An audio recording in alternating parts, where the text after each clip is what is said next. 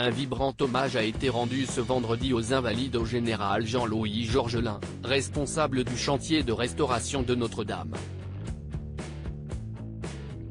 Brigitte Macron, très élégante comme à son habitude, s'est montrée très digne aux côtés d'Emmanuel Macron. Là où il y a une volonté, il y a un chemin, vient de déclarer Emmanuel Macron. Le président de la République a rendu un vibrant hommage au général Jean-Louis Georgelin, le responsable du chantier de restauration de Notre-Dame, mort accidentellement en montagne, lors d'une cérémonie organisée en sa mémoire ce vendredi 25 août aux Invalides à Paris. Bourreau de travail, meneur d'hommes, serviteur exemplaire. Il s'est montré très élogieux à son égard. Le 8 décembre 2024, nous retrouverons Notre-Dame. Vous serez là mon général, nous penserons à vous, je penserai à vous, a-t-il également ajouté aux côtés de son épouse Brigitte, très élégante dans une veste noire assortie à son pantalon, ses talons ainsi qu'à son sac à main.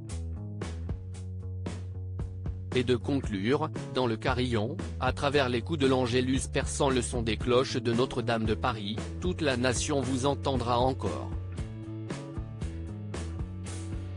Nous entendrons votre voix rire, gronder, déclamer.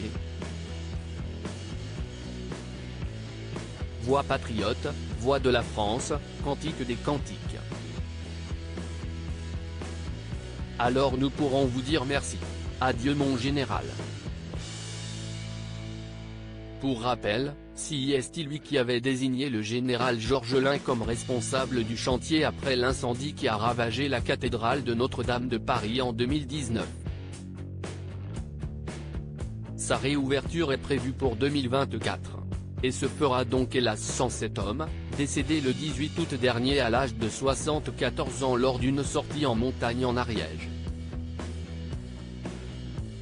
Cet ancien élève de Saint-Cyr, chef de l'état-major particulier du président Jacques Chirac en 2002, avait été promu général d'armée en 2003.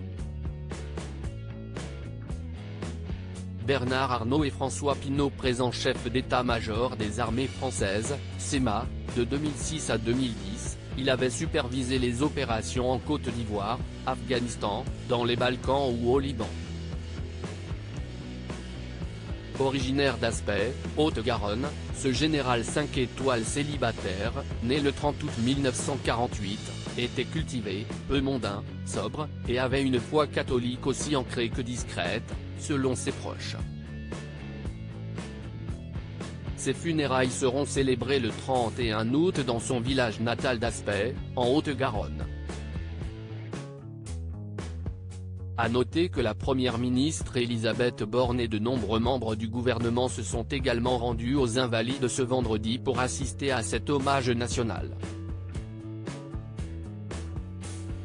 Tout comme Bernard Arnault, qui a fait un don de 200 millions d'euros pour la reconstruction de l'édifice, et deux de ses enfants, Antoine et Frédéric. François Pinault et son fils François-Henri, qui quant à eux ont donné 100 millions d'euros, étaient eux aussi présents.